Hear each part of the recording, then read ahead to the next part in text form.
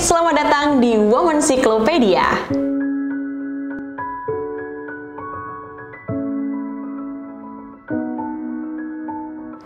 Bulan Februari adalah bulan yang identik sama yang namanya kasih sayang. Kalau kamu gimana? Apakah bulan Februari ini kamu melakukan hal-hal terbucin buat pasangan? Bulan Februari adalah bulan yang menyenangkan atau malah justru membuat kamu makin gak percaya sama yang namanya cinta?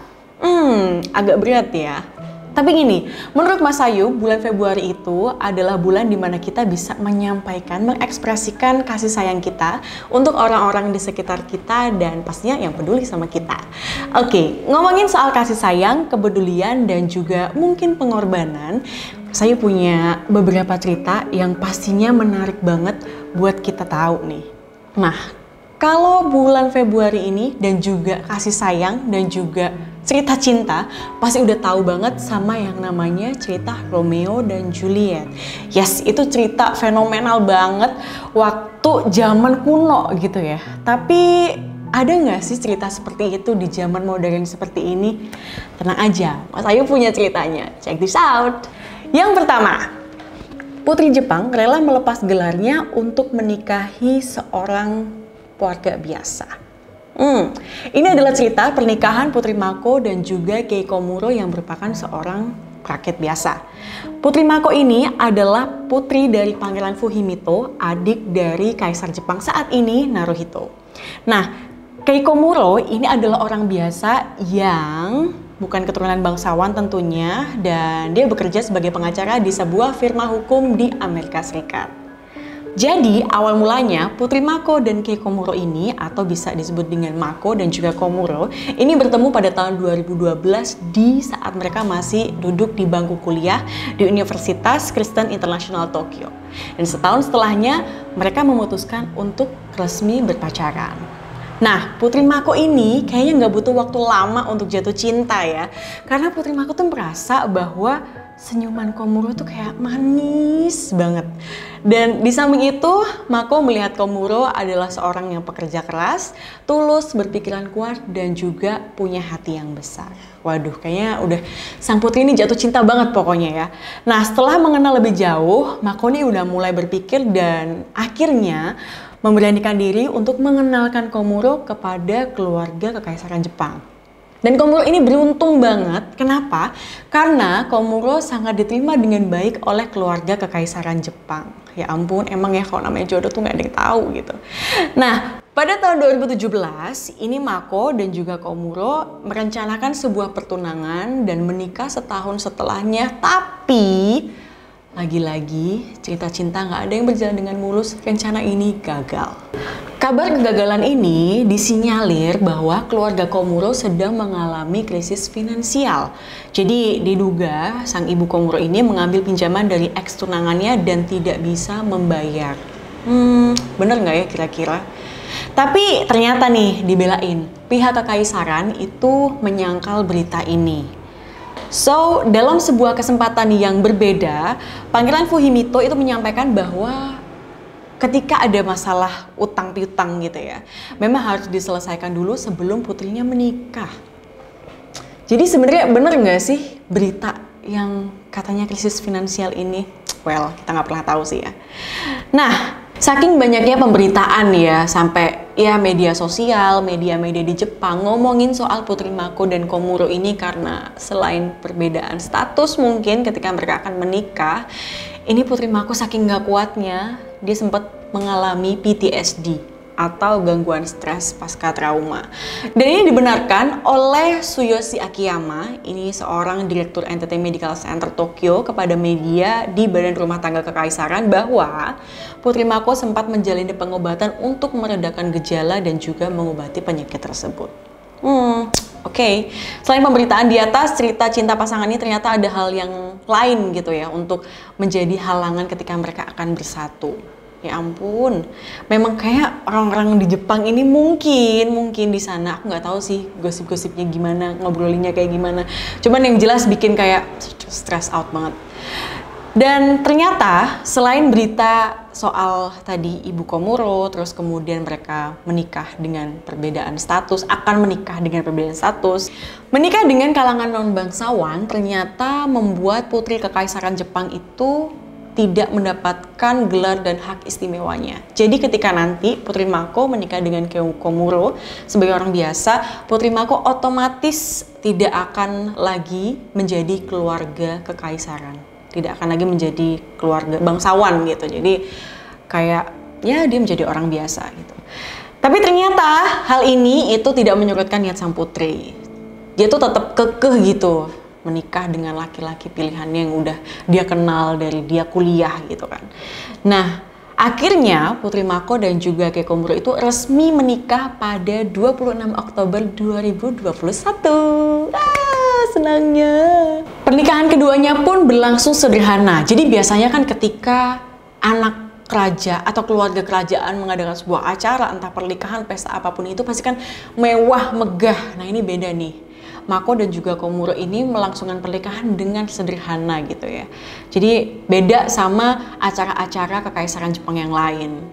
Dan kenapa sih sederhana gitu? Karena pada pernikahan ini tidak ada upacara perjamuan, ritual, tradisi lainnya yang biasanya memang dilakukan oleh keluarga kerajaan ketika menggelar sebuah pernikahan gitu. Dan kabarnya Putri Mako ini menolak bantuan dari keuangan pemerintah Jepang senilai 1,3 juta US dollar atau setara dengan 18,5 miliar rupiah. Nah, uang ini atau bantuan ini biasanya memang diberikan oleh pemerintah Jepang untuk seorang perempuan yang tidak lagi tinggal di kerajaan atau keluar dari kerajaan. Tapi di samping itu, Mako juga harus membayar senilai 19,2 miliar untuk melepas gelar kebangsawanannya. Banyak juga sih. Setelah menikah dengan Komuro, Mako itu pergi dari Jepang dan tinggal di Amerika Serikat sebagai orang biasa. Jadi ngikut suami ini ke Amerika Serikat. Dan Mako serta Komuro ini juga menginginkan bangun keluarga yang hangat dan juga menyenangkan. Jadi memang melepas semua yang ada di Jepang gitu ya dan memulai kehidupan baru di Amerika Serikat. Wah, ini epic banget sih ceritanya. Ini salah satu bukti bahwa pengorbanan itu nggak mengkhianati hasil gitu ya. Jadi kalau mungkin sekarang kamu lagi berjuang sama pasangan kamu untuk mendapatkan restu atau ingin melaju ke tahap yang lebih tinggi atau pernikahan, tuh kamu semangat aja. Mungkin memang kamu belum dapat perfect timingnya gitu. Jadi buat kamu yang sekarang lagi berjuang dalam sebuah hubungan, semangat! Next, aku akan menceritakan setelah dari Jepang, kita akan jalan-jalan ke negara sendiri, ke Indonesia. Jadi, ini adalah cerita pasangan yang sempat viral di TikTok. Mungkin beberapa di antara kalian ada yang udah nonton gitu ya, sempat lihat karena di TikTok ini udah kayak ada 3,5 juta views yang nonton cerita ini. Jadi ini adalah sebuah video putus. Lah, tadi kan mau ceritain cerita yang romantis ya, kenapa jadi video putus? Bukan. Ini kenapa mereka menceritakan video putus, ada alasannya. There is reason behind ya. Sepasang kekasih yang sudah menjalin hubungan selama 3 tahun ini memutuskan buat putus atau buat pisah. Gimana ya rasanya ya? Jadi ini berawal dari sebuah kesadaran mereka. Mereka melakukan check up bersama karena mungkin ya udah mau melaju ke jenjang pernikahan ya, jadi ya udah deh cek bersama. Nah, keduanya ini melakukan cek kesehatan dan menemukan bahwa mereka sama-sama mengidap thalassemia minor. Thalassemia minor ini mereka idap bisa bahaya untuk keturunan mereka. Jadi anak mereka ini bisa berpotensi mengidap thalassemia mayor. Oke. Jadi sebenarnya apa sih thalassemia itu? Emang sebahaya itu ya? Emang kayak harus banget nih putus karena keduanya mengidap thalassemia ini gitu. Well, sepertinya ya, karena thalassemia ini adalah kelainan darah yang diturunkan secara genetik. Jadi, ini adalah satu kondisi di mana jumlah hemoglobin dan sel darah merah lebih sedikit dari nominal normalnya. Menurut Profesor Dr. Pustika Amalia Widayat, SPA, jadi individu dengan thalassemia minor ini tidak bergejala atau menunjukkan gejala anemia yang ringan. Nah, sedangkan kalau misalnya mereka menikah terus kemudian punya anak yang berpotensi mengidap thalassemia mayor nih, anak yang mengalami thalassemia mayor ini kemungkinan mengalami kerusakan sel darah merah serius sehingga transfusi darah harus dilakukan seumur hidup. Wow. Kondisi anemia yang dialami oleh anak itu akan membuat tubuh kekurangan oksigen sehingga tumbuh kembang anak jadi terganggu dan bisa menyebabkan gagal jantung. Ini complicated banget ya, penyakit yang nantinya akan diderita si anak ini. Dan kondisi gagal jantung ini terjadi akibat beban ekstra yang harus dikerjakan oleh jantung. Jadi maksudnya ini terlalu berbahaya lah ketika mereka memutuskan untuk menikah dan kemudian mempunyai anak gitu ya. Nah, jadi mereka berdua udah punya nih pengetahuan tentang thalassemia dan pada akhirnya dua sejoli ini tuh memutuskan untuk mengikhlaskan hubungan mereka demi masa depan bersama yang lebih baik walaupun masing-masing sendiri-sendiri, nggak barengan. Jadi 3 tahun pacaran kayak gone. Sebenarnya ini sedih sih ya, maksudnya kayak ya kita mengetahui bahwa pasangan yang kita sayangi itu bisa hidup sama kita, tapi ya apa boleh buat karena kondisinya seperti ini agar semuanya juga nyaman dan bisa hidup walaupun tidak harus berdampingan. Dan ya udah sih, ini definisi cinta nggak harus memiliki. Next, kalau yang tadi Mas Ayu cerita soal pasangan-pasangan ya, kalau yang ini bukan pasangan, terus apa dong? Jadi simak baik-baik, cerita ini adalah cerita yang mengkisahkan bukan sebagai pasangan tapi sebagai bentuk nyata atas persaudaraan senasib sepenanggungan. Oke, mulai bingung sebentar ya. Berawal dari perjumpaan mereka yang tergabung dalam Gita Suara, paduan suara milik pemuda rakyat. Jadi ibu-ibu ini bernama Kusdalini dan Kamina. Ini mereka dipenjara pada umur 14 tahun dan 21 tahun. Masa itu ya. Akibat organisasi yang mereka ikuti. Jadi organisasi ini namanya Pemuda Rakyat. Dan dalam kurun waktu tersebut dianggap makar dan mendalangi penculikan dan pembunuhan jenderal. Wow, ini agak serem sih ya, kisah kelam negara Republik Indonesia gitu. Nah, kisah ini direkam dalam sebuah film dokumenter yang berjudul You and I. Jadi film dokumenter ini seperti film dokumenter yang lain sih, mengikuti kehidupan keseharian renta dari Kamina dan Kusdalini di hari-hari tua mereka. Jadi memang film dokumenter ini dibuat ketika mereka memang sudah sepuh, sudah tua gitu ya. Nah, Kamina ditangkap saat menjalani tahun kedua di bangku SMP. Jadi ibu Kamina ini dijatuhi hukuman penjara selama 7 tahun, sedangkan ibu Kusdalini dijatuhi hukuman penjara selama 2 tahun.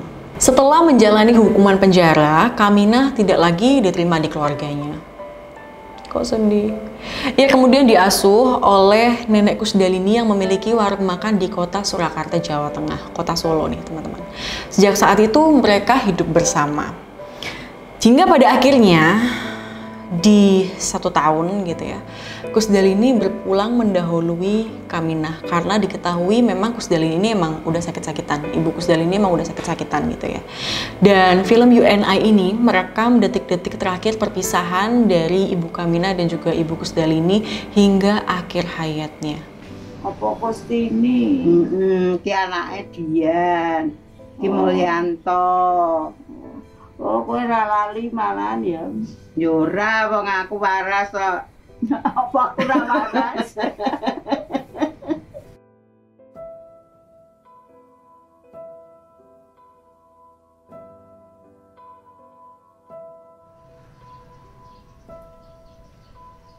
Gusti kawula nyuwun sewu pitulunganipun Gusti mugi kepareng kawula daladi kawula Kaminah pinaringa umur panjang atus sepuh witing pinaringa rezeki agung saking sewu Gusti. Sekarang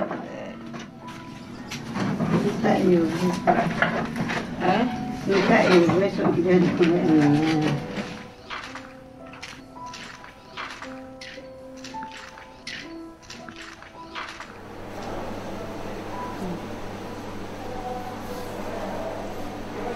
semangat ya, semangat ya.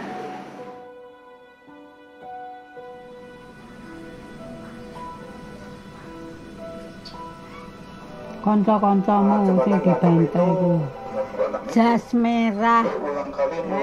Jas merah. Merah piye? Jangan melupakan sejarah. Jangan melupakan sejarah. Kok wis lali kabeh to, Mbak? Melupakan. Ya Allah. Jangan melupakan. Melupakan. Lah iya, piye kowe wis lali kabeh.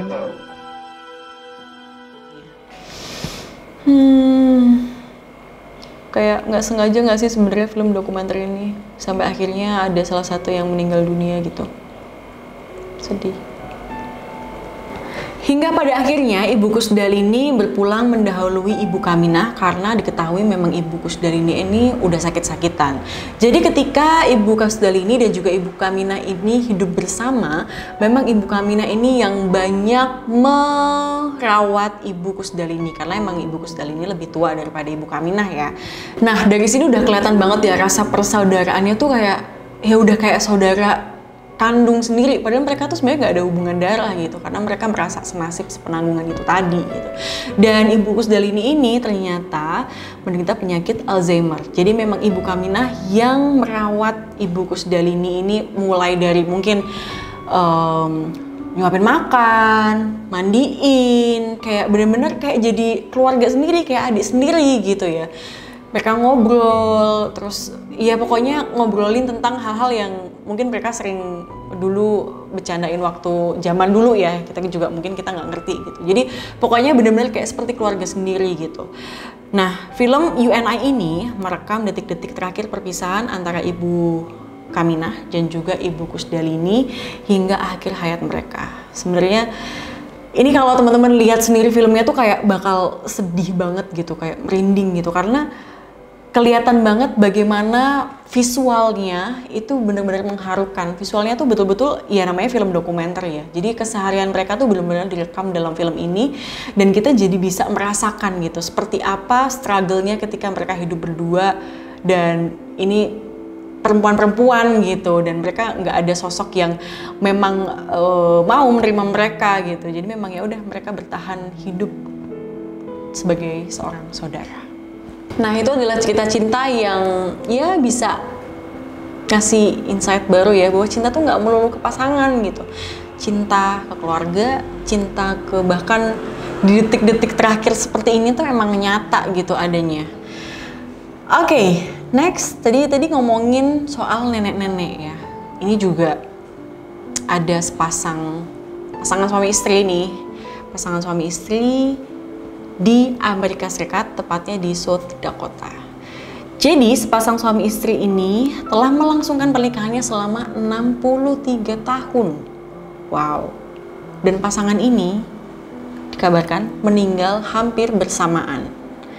Ini adalah kisah Henry, 86 tahun, dan juga Janet DeLange, 87 tahun. Dan mereka memiliki 5 orang anak. Henry ini dikabarkan menderita kanker prostat dan Janet menderita Alzheimer. Nah, meskipun mereka tuh berdua sama-sama sakit gitu ya, dan mereka walaupun sempat tinggal bersama anak yang pertama, lalu mereka memutuskan untuk ya udah deh tinggal berdua aja, tapi di panti jompo supaya lebih terpantau gitu ya. Nah, anak-anak mereka ini menuturkan bahwa sang ayah tetap mengunjungi sang ibu 1-3 kali sehari. Jadi untuk memastikan bahwa istrinya baik-baik aja gitu. Nah, hingga pada suatu sore kondisi Janet ini melemah dan kelima anaknya emang udah nungguin di situ untuk bisa memantau kondisi dari Henry dan juga Janet. Jadi mereka udah mungkin seperti firasat kali ya. Anak-anaknya udah pada ngumpul, terus juga udah sambil mantau dokternya masing-masing gitu untuk memastikan bahwa orang tua mereka baik-baik aja. Nah, pada pukul 5 sore, Janet menghembuskan nafas terakhirnya. Sang anak lalu memberikan kabar itu kepada ayahnya dan 20 menit pasca kepergian Janet, Henry turut menghembuskan nafas terakhirnya. Keduanya meninggal di 31 Juli 2016. Jadi mereka meninggal dengan selisih waktu, terpaut waktu yang nggak lama gitu, 20 menit gitu. Ternyata cinta sampai mau memisahkan itu memang benar adanya. Karena melihat dari cerita ini, semakin yakin apakah jodoh kita nantinya seperti cerita ini? Nggak ada yang tahu. Alright, ternyata cinta itu banyak ragamnya ya. Mulai dari cinta yang romantis, cinta yang manis, sampai cerita cinta yang tragis. Well, cinta itu nggak selalu ke pasangan sih. Bisa juga ke keluarga ataupun ke orang yang tidak memiliki hubungan darah sekaligus. Apapun bentuk cinta itu, cinta yang sesungguhnya adalah ketika kita mampu memberikan perasaan cinta yang tulus ke orang yang tepat. Kalau cerita cinta kamu, kayak gimana?